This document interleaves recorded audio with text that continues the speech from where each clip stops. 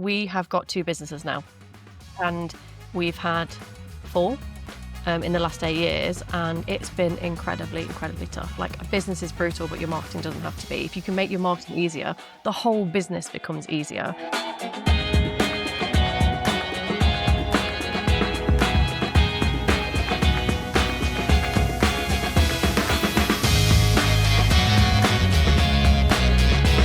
Laura, why do we not want to hear you sing in the karaoke? Because it's terrible. It's Are you really that bad? Yeah, like, my fella will compliment me on anything, but when I ask if I'm a good singer, he's just like, pats me on the head. Right. What's your go-to song then? Have you got like a shower song? So Solid Crew. Wow. I like a rap because I don't have to sing. Oh my God. But I've no, you'll instantly never seen see a it live. different side to you. Busta Rhymes. Busta Yeah. Rhymes. He does that really, really fast rap, doesn't he? That's like, Yes. Yeah. do you know that? I reckon I could rival him. Really? I feel like I'm now on Carpool Karaoke with Adele. Yeah, it's true. I can rap pretty good. I can't freestyle, but I can actually rap other people's songs pretty good. Yeah. Well, and that wraps up today's episode of the Coffee, Chaos and Confidence podcast. Thank you very much. Thanks, Laura Burton. Appreciate it. Wow. Oh my God, that's amazing. I think that is amazing. So, Laura, before we get any further, I need to know why Brutal. So, if I'm being honest, I think there's likely... Do you mean if you're being brutally honest? Yeah. No, well, yeah, just if I'm being really, really honest. I think there might be some kind of diagnosis in there, but I am incredibly honest. I love honesty. And I mean, everyone lies, absolutely everybody, but I will kind of just say it how it is, and I always have. And it was actually 2 years ago at Tomicon. I was stood outside with some friends. I'd just met them, and they were like, "You are like absolutely brutal. Like, you should put that in your headline." We were talking about LinkedIn. And so as a joke, I was actually really nervous about this as well. As a joke, I put Brutal Blonde who knows a bit about making money online, and we were all laughing about it. And it was just my best performing headline to date. Like, I got messages about it. Everyone was like, "Why are you brutal?" And then as they got to know me a little bit better, they was like, "Yep, you are incredibly honest." And I think when I mentor people, they see the caring side and the slower side. But yeah, I think there's some kind of potentially a diagnosis in there about why I'm so obsessed with actually just having integrity and saying it how it is. I find it very, very difficult to hold back, though I try. I love that, because for me, I just see a massive pattern interrupt with basically just, I'm just going to liken you to, and I can't remember his name, so I'm really sorry, but I've got a book at the moment, and it's called Shut the Fuck Up, basically. And I just think that title in itself is just the brutal pattern interrupt, which I think for me, as soon as you just said that, then I was just like, so many businesses need to almost have the brutality feels like a bit of a slap to just be like, right, listen. Would you agree? I completely agree. And it's really difficult to mentor people if I'm not almost slapping them around the face and holding the mirror up and going, "Look, this is what you need to see. This is not going to sell. This, you've not put effort into this. We've been over this before," because business is going to kick your ass anyway. So if I've heard a lot of coaches be like, "Oh, I did think their landing page wasn't very good, but that's not my expertise, and I didn't really want to say that." And I'm like, well, they're spending thousands of pounds with you. What they need is for someone to go, "This isn't going to sell. Don't take it personally. Let's move on." And I really hold that as a significant strength, because a lot of other people will not do it. I love that. Where does that come from then? Is there something that's kind of, you've done like that, been like that in the past? Have you always been like it? Quite sounded like a bit Jonathan Ross then, didn't I? Oh, I've got therapy after this. It's a bit this, like about 5 questions in one question. I think my parents don't hold back. Neither does my brother. So I think it definitely, runs in the family. They don't hold back. We're quite a loud family. I'm the quiet one, I would say, of the family. Yeah, exactly. I really have to speak up when I'm around them. But I'd say just being around people who are not afraid to share their opinion. My dad is very, very similar to me, though I am, I've learned a different level of emotional intelligence. Maybe he's on a different side. So I think I just learned it growing up, and I've got to say, I don't know whether this is genetic, but this is where I think there might be potentially a like slight autism diagnosis or something, because I've had it Hmm. from a very young age. And when I was younger, I couldn't understand why anyone would not want to just be incredibly honest with each other. And it Right. almost used to, it's kind of frustrating to me, especially around fairness. So if something isn't fair, I am like really, really obsessive over it. And I've had to learn to dilute that quite significantly. So I don't know if that's genetic. I don't know whether it's something in me, but it's definitely ingrained in the personality and it definitely runs in the family. Um, you just made me question something then. So my daughter will come home from school and she'll go, such and such did this today and they did that and they did this and they did that and that happened. And more often than not, we'll get told, yeah, she's very good at telling us where everyone else has done something they shouldn't be doing. And it's funny because it's something that almost you're like, oh, I don't want it to be a grass. But then at the same time, I also want it to be a role model and I want her to Mhm. be outspoken and stand up for herself. So it has two elements, doesn't it? Yeah, it does. And it's maybe about educating people on their values. So I wondered why I was like this. I told myself for a very long time, why am I like this? Why am I like this? And then when I trained to be a positive psychology coach, I did my values assessment and my strengths assessment.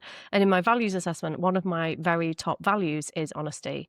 And the other ones are judgment and perspective and love of learning. I can't remember what the other one is. But what that means is, as a mentor, I'm constantly looking at everything from different sides and I'm not really passing judgment. And I feel like I want to be really honest. Yeah. And I have a love of learning, so I obsess. I've got 3 first-class degrees. Wow. Yeah, I thought something was wrong with me. I was like, "Maybe you just don't wanna work, you just wanna learn forever." And so it means that I was using my values the whole time and then beating myself up about it. So it might be a really good thing to teach her about, that's a core value. Fairness and integrity is probably a core value. But what I must say is research is very clear. I knew this from working in corporate, that everyone is a little bit obsessed with fairness and it actually drives most of our decisions. So as kids, it might be something that she's just kind of picking up on, like the world is an unfair place. Yeah, yeah, Unfortunately. yeah. Yeah, But it exactly. might be a very strong value for her coming through for her whole life. Yeah, exactly. Weirdly, I actually just got off a call just before this. I don't know if you can see these, but I've got the Yep. Discover Your Core Values cards, and it was bizarre that we just sort of came into values really quickly then. So, as a business owner, then, how did you? Because obviously, I know where you're at the moment and what you do at the moment, but how did you get to being at that point of being that kind of that voice of brutality? I love this, the voice of brutality. Brutality. I might steal that. Yes, The heading voice number of two. brutality. How did I get there? Well, I definitely was like that in person. Hmm. And that's always been very strong. But in the online world, particularly on LinkedIn, not so much. I've had to step into it and I'm still learning. I still find it difficult to share my opinions and get trolled and have a debate. I still don't share anything about politics or religion because I'm just so worried about putting myself out there in that space. But one Um, thing I am really proud of you for doing is you are not stereotypical blonde haired lady who we go, oh yeah, she's in this smart suit, because then we see you at Download Festival or whatever festival I saw you at, and I'm like, that's why we like her. yeah, no, I wore a pink blazer once and I was like, they all wear this pink blazer and I've got to get rid of it. So I've been very clear of like stepping out. And one of the reasons I called the business Brutal Marketing Academy is because I don't want people to look at me as like the blonde haired business coach that says, they all kind of say the same phrases and they say like, look, hun, this is how you do this. And I don't like any of it. So I really like, and this is the brutal side. I don't like any of that. And it's not me, but it's great for them. And it's great for those women that feel aligned to that. But for Absolutely, me, yeah. I think why I've always worked with men as well, even though I had feminine branding, is because of the way that I present myself and what I've called the company. It's enabled me to step away from the um, just the like business coach type arena that we're in that actually has a lot of, let's say, lack of trust. Yeah, yeah, Say that's yeah, fair. Not fair to yeah. everybody. There's some amazing people, but yeah, it's like they've come through and they've maybe never owned a business. So I think another reason I called it brutal was because we have got 2 businesses now Hmm. and we've had 4. in the last 8 years, and it's been incredibly, incredibly tough. Like, a business is brutal, but your marketing doesn't have to be. If you can make your Yeah. marketing easier, the whole business becomes easier. But that's the missing link. So for me, it was very clear that that's a great name for what I do. Yeah. Yeah. And that really drove me, that kind of going through the experience of having multiple businesses. And then when I came into this space and realized that a lot of the coaches haven't had businesses in another respect, I was like, actually, here's my USP coming through. Here's my honesty coming through. Like, let's bring all this in, and build something that maybe feels a little bit different, that is in the marketing consultancy space instead. I actually wrote a post on Threads because I found out that recently that Threads is the basically the place is just to be brutal, to be fair. Yeah. And I just put a post on Threads. I hadn't put one on for ages, and I just said something along the lines of that awkward moment when the coach who tells you how to make six figures has never made six figures. And I don't know if you saw my post recently. I did a post a few weeks back. It was like, I made six figures this month, and it was then when you then slide onto the carousel, it was six Lego figures. And I think for me, it was that tongue in cheek of like, you know, we with our businesses, we've had some like epic months where we've just been like, cool, let's book a holiday. Like, you know, it's like almost the excitement, like spendaholic kind of moment where you go, woo, excellent, new surfboard. But then at the same time, you have that moment where you look at those businesses that have never done it. And I'm like, don't get me wrong, I've had months where I've not earned a penny in my media business. And I've sat there going like, what am I doing wrong? What am I doing wrong? But then like a month later, something else has changed and stuff like that. So you know that there's the ups and downs, the peaks and troughs and so forth. But there are so many business owners that are like, how you can consistently make. And I'm like, I think a lot of things happen in business that you can't always, you know, abide, you know, you can't, you know, the platform could change, or the question I'm about to ask you now, which you know is going to happen, LinkedIn could suddenly feel very different from all the other platforms all of a sudden. You know, 1 minute it was very much you're applying for a job. The next minute it feels like Facebook for business owners. So how do you like, going on the brutal side then, before we get into the whole LinkedIn thing, I'd love to ask you, you might not want to share this, what's the one thing you feel like you're most brutal with people that you commonly keep on having to say to them about? Is there one thing you're like, for fuck's sake, Andy, you should be like, There's something I'm not really saying at the moment, which I've been considering. We put a lot of pressure on our mentors and coaches, a lot. So we will say, if you can make me 10 grand, if you can get me to six figures. And it's like, but I'm not in your business. I'm telling you what you need to do. And what I do experience, and it's different for every client, to be honest, but I do experience people coming back with the same questions. Not because they need to hear it a second time, but because they haven't made notes the first time. So it's like, we've been over this, and I might remember, I might not. But I do witness that a lot, where there's a lot of kind of pointing fingers of, you must get me to 10K. And then a lot of sitting back on a call and they're like this. And I'm like, have you got a pen? How are you writing this down? Because they'll message me after and go, I literally was like, I haven't got a fucking pen. Have you got a pen? Oh, you're on a podcast. Sorry. But it's true. And so you've got this really valuable time with people. And I notice a lot of people have time with me and they don't make notes. They don't have a pen. They will sometimes message me after and go, you said something really interesting on that call. What was it? I'm like, I'm holding like probably 15 businesses at a time in a close capacity kind of network. I can't remember 15 landing pages, and I can't remember how much 15 offers are. Like, with the best one in the world, I can have my notes and that's it. But I don't think there's a lot of accountability and personal responsibility for businesses right now. We look for a quick fix and then we sign up for a mentor and then we expect them to kind of do the work and it to be life-changing.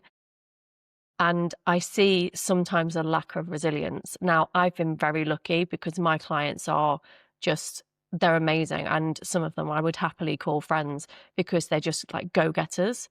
But you do have these moments where it's like, you'll be sat on a call and you'll be like, make some notes. If you don't write this down, don't ask me tomorrow. But of course they can ask me tomorrow because they're paying me. But it's like, it's just a lack of, it's a lack of commercial acumen, I think, and communication skills to operate in that way, and I see it across the board with everybody. I think going back to when you were saying about kind of doing your, did you say 3 degrees? Yeah. 3 degrees, blimey. Um, I think people are very much, we are in well, the world is just full of consumption right now, right? You know, we only have to drive down the road to be consuming adverts on billboards, screens, you know, even the bus stop's got a TV screen on it these days.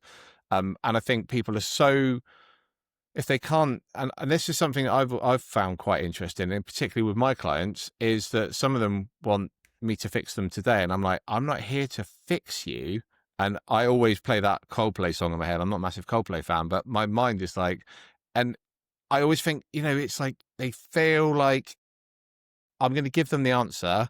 They're going to go away and they're going to run their business because they've got this positive mindset. Do you see a pattern then with people who are just consuming? That do you have people that like maybe come to work with you and maybe sometimes don't do the work? Do you have any kind of boundaries with them? It's like, well, you didn't do the work last time. Like, do you? I I have Or to tell them. Yeah, so I do have to tell people because that's the honest thing to do. So when Mhm. someone's not getting results, I don't usually say, "You've not done the work." I say, "Okay, tell me how many DMs you're sending a day. Tell me whether you're running ads. Tell me, I notice you've not posted in 2 weeks. So what is it that's replaced that activity? Tell me about the last place you went to a networking event. Just tell me your pitch in 2 sentences. What do you say when you're at a networking event?" So it all of a sudden becomes clear to them. I've got a list of 40 questions as a lead magnet. We could probably put it in the show notes where it's a lead generation list. If you go through and tick the ones that you're doing, give yourself a score, you will quickly realize that there are 40 things that you can be doing. Yeah, And some people are like, I scored 4 and I'm so shocked. And I'm like, 1, you don't have the knowledge potentially, or 2, it maybe feels too hard. 3, you've decided just not to take that action. yeah, So it's better to, I always ask people what they have done so that in their head they're like, I see my answers to all of these questions is no. And, most people that work with me, they never log into the course. wow, Yeah. I've wow, managed to get amazing results for people who have never logged in. I'm like, imagine if you logged in and implemented. Wow. Most wow, people don't consume course content. 30% will finish it if I'm crazy, lucky. isn't it? Yeah. Yeah. Crazy. And I think on LinkedIn, particularly, you asked about, what's the one thing, if we're being brutal, about what people are doing, they're expecting a result without the work. Or they're putting the work in but ignoring the advice. So they're like a horse with blinkers on. And they're going, but I am posting every day. Okay, you're using copywriting templates. No, no, I just post. Okay, so you're actively disregarding the advice that's out there. Okay. Yeah. And we do that because we have a mindset issue usually. And honestly, that's one thing that I've noticed with a lot of people. Like I say, they're looking for that quick fix, but then when they then think they've got the quick fix, they're then not prepared to do the work. And I think a lot of people will blame other Mhm. things, other factors, like, you know, whether that was the coach didn't do it for me or didn't do that. I want to touch on something which I saw a post and I tried to look for it before we came on today. So if it says on your LinkedIn, and in case you just looked at your LinkedIn, I was stalking Well, you what have I beforehand. said? What have I said? I saw a post and I swear it was almost like I've had the summer off, I'm back kind of thing. So tell me about that because you know I'm all about work-life harmony, and I know you've got a 4-year-old. So what was your reasoning for that, and why did you take that time out? People don't realize, but I've taken quite a lot of time out because my content has still been running. So last year, I put everything into LinkedIn. I grew incredibly fast. I started teaching LinkedIn when I got to about 15, 20,000 followers. I was like, now I feel like I'm able to teach LinkedIn. I've earned my stripes. When you've been doing this for 18 months, posting every day, DMing people. Last year, I had a massive month. I had 25 clients.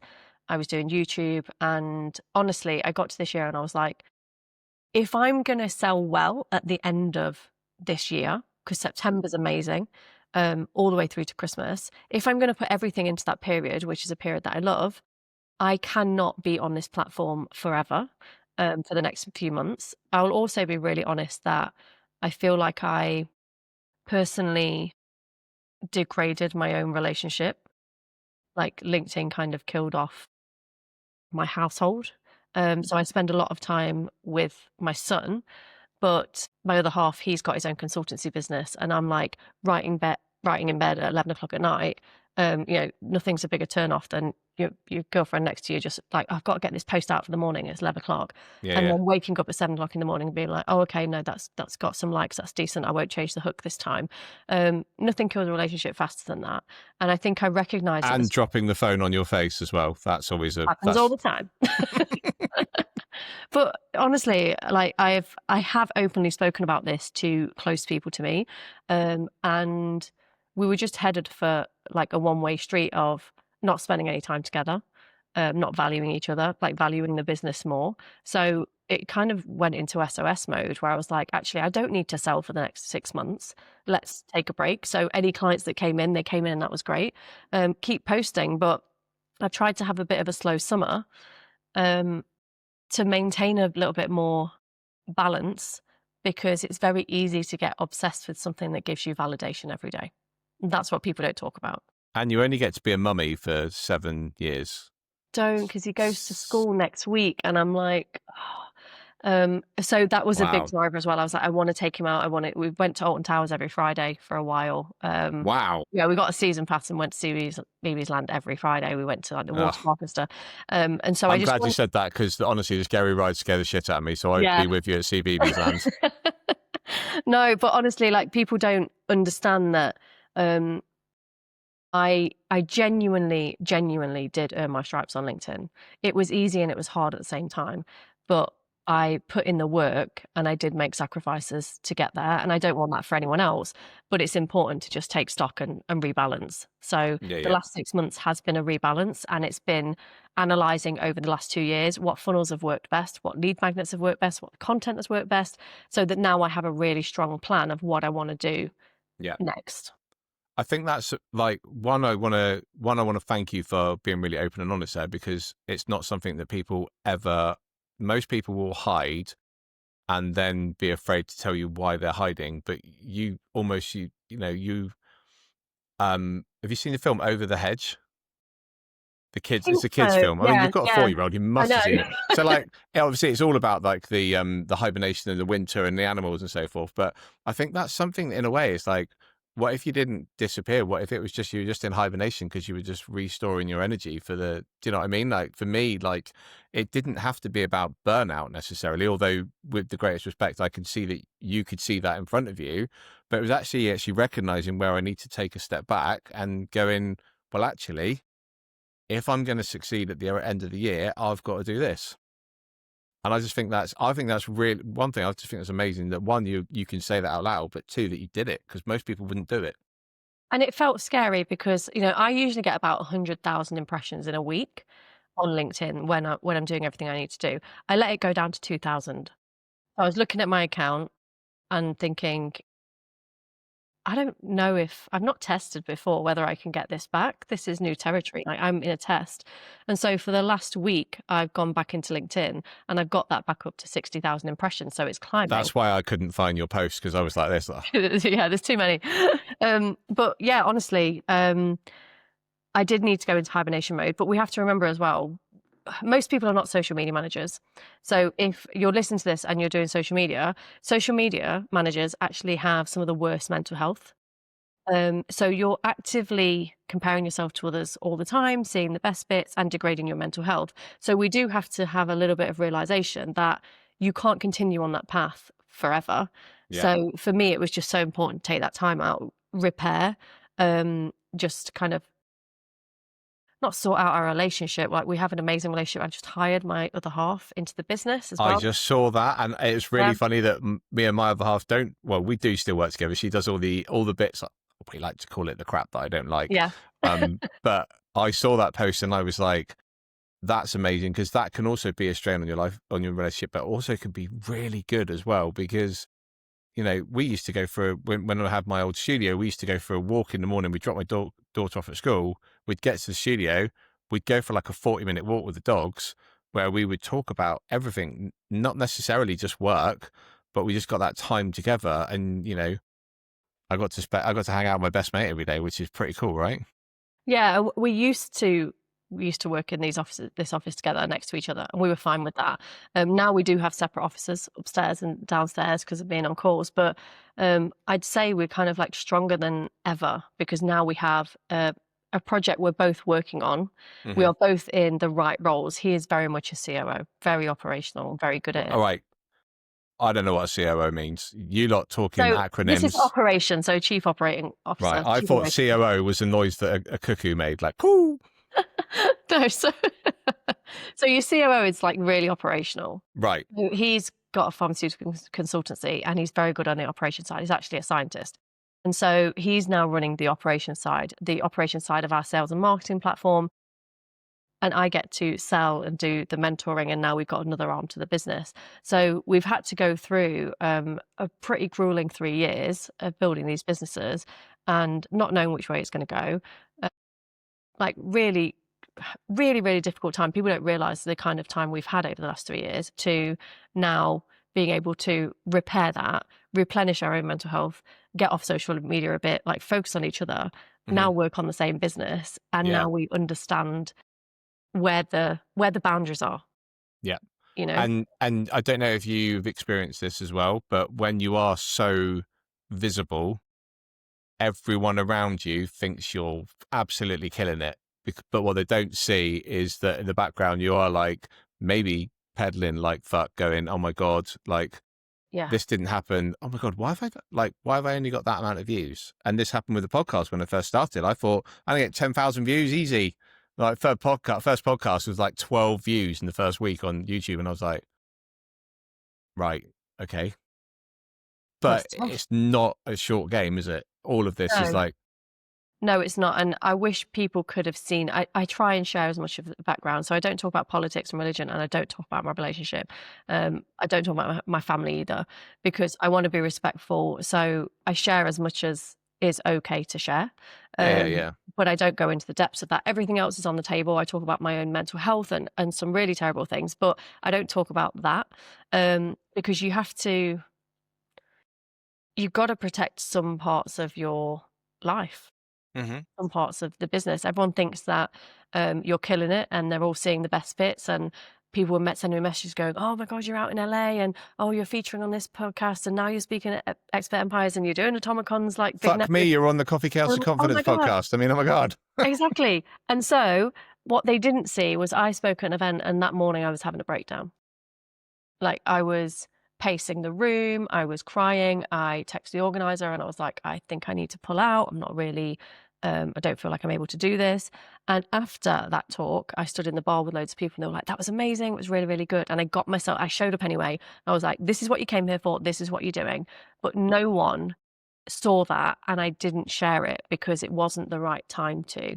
Whereas now I feel okay sharing that and saying, not every time you go on stage is it going to be amazing. Not every time are you going to feel good about what you're doing.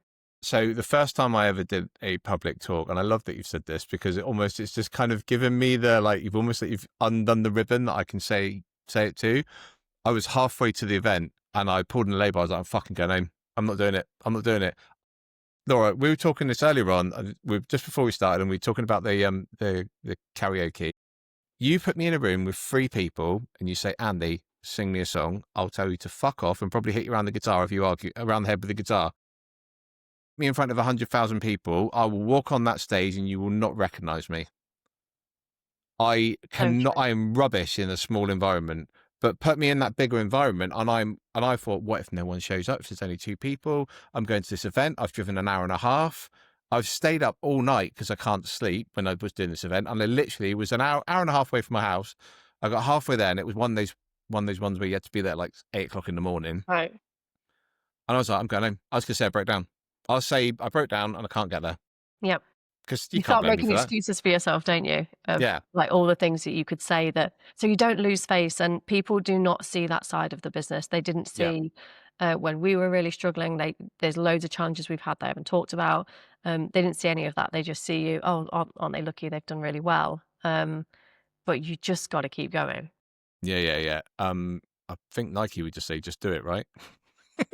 They would. They So would. moving forward then, Laura, because one, I'm really excited because one, I love that you've just been really open and vulnerable there, because that's something I think potentially, my opinion is that more coaches and more business mentors need to be more vulnerable about their journey, so they can be like, well, this is actually it. If it doesn't go right the first time, it doesn't mean it's shit. It just means you might need to, like, a little bit of a pivot or something.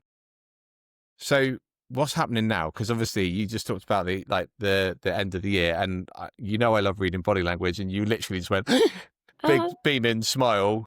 So yeah. yeah, What's happening now? So I'm back to LinkedIn. Um, really doubling down on that now.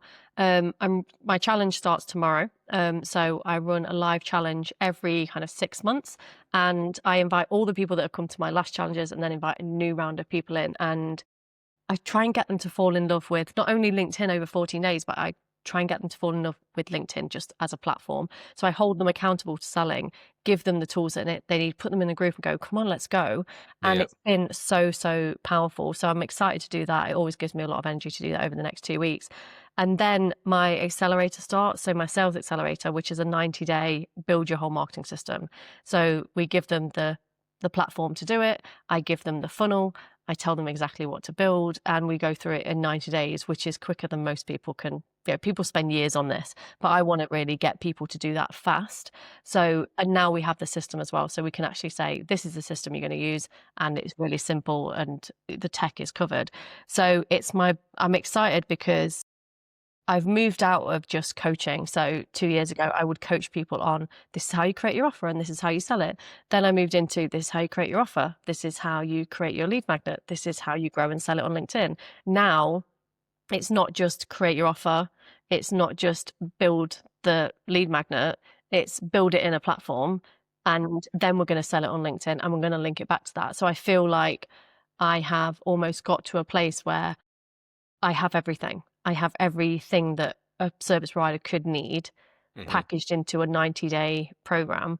And it feels really good to have that unique selling point that we can give people everything, not just one part of it, because I'm all about giving people everything that they need so they're not missing something else. So I'm excited to do that. And then the mastermind as well I take on just a few people a year into a very small I mastermind. have to say, when you shared the pictures of your mastermind before, for anyone who's not seen the picture, it kind of feels like it feels like the Apprentice type boardroom type scenario, but it looks like it's on a ship, but it just looks like a super cool, like, Beautiful. laid back, nice room, nice environment. And I think that's it's funny because I think, like, I've talked about this a lot recently, but it's like being around people, you know, I don't want to put you down on this, but I almost guarantee there'll be people in that room that will do a lot of the work for you, because they will interact with each other. Yeah. And like those masterminds are amazing, but that's part of it, right? Yeah, 100%. One of my clients in my mastermind came to my event and sat next to one of my ex one-to-one clients, and that one-to-one client started working with her. She then referred more business owners. And so the combination of selling on LinkedIn with the combination of being in the right room with the right level of person into a network, which she didn't have, has kind of, she's done 12.5K was the goal this month. And she was like, God, I was happy at 4. Wow. Yeah, so it's completely changed her life just being in the right room with the right caliber of people, and being very good at what she does. Because that really, really works. And with a mastermind, so I've only got 6 people in mind, because you get them where they're 30, 40, 50 people. And my whole thing with a mastermind is, yes, let me put you together, but also let's give you one-to-one support. Most people Yeah. can't afford one-to-one support. It's quite scary to do that. And Yeah. so I've always kind of prided myself on small group, close proximity, build with you, and you also get to meet people too, and get to connect with people. So it's slightly different. So I'm Yeah. excited Yeah. about the next few months, because it feels like, in all honesty, in the last 2.5 years, I've been in testing. How could I know what worked Yeah. Yeah. like really well? So I've been in testing, getting all the results, and now this is the first launch where I'm like, I have all of the data to back up that this works. And I think that's something that's really good as well, because I mean, I'm a massive believer that marketing hasn't changed No, from years and not at years all. ago. Not at all. But what has changed is like the platforms and how we consume Yeah. the information. But yeah, I love that. I've got one more question I was going to ask you before we kind of wrap up. And this is probably going to end up being a long question, so I apologize. But I have spoken to a few people recently who have talked about their financial goals or their financial targets. And you just said about, her goal was like $4,000 and you're going up for 12 and a half. Do you see this? And this is where I feel like the brutal bombshell in you is going to come out that, do you see that people set their goals too low more than they set them too high? 100%. People, one of two things happen. When someone gets on a call with me, I will say, right, what's the goal?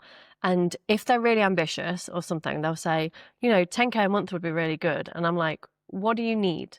Like, what do you actually need to get by? Well, $2,000 would be really good. So they have an ambitious goal, but then they have a minimum. The Yeah. problem is, more often than not, they will go for the minimum. So they won't think, let's anchor the 10, 20 grand. They'll Yeah. go, oh, well, let's sell 4 products at 500 quid and let's make $2,000 and that's amazing. They won't go, how can I sell something for 10 grand?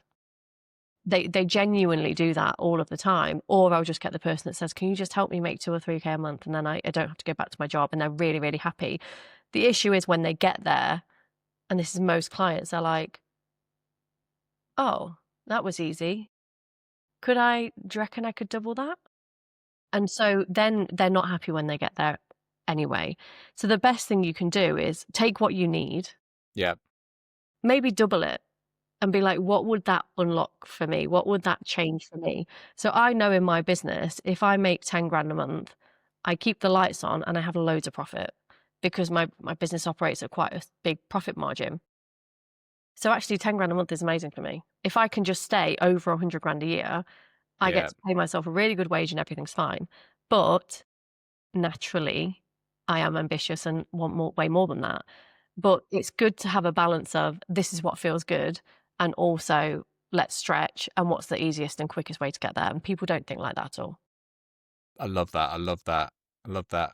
Laura, what's the best way for people to find you so they can connect with you? And obviously, I think you said as well, you've got your challenge coming up, but obviously I know that's available in other ways as well. What's the best way for people to kind of connect with you? I'm guessing Yeah, LinkedIn. maybe LinkedIn. I mean, I am on Instagram. My Meta got banned this week. I didn't do anything. I've lost my business profile. I did see. So that's not up and running yet. But yes, you can follow me on LinkedIn. You can message me there. My challenge runs anytime. So even if you don't join live, you can get hold of a £47 LinkedIn training, which is about 20 hours. I think it's the most comprehensive course. I've been told it's the best one out there. I don't hold back. So you can get hold of that as well if you want to start taking LinkedIn seriously. I give my life and soul in that course. Yeah, drop me a message on LinkedIn. That's the best place to get through to me, because apparently I spend my life there.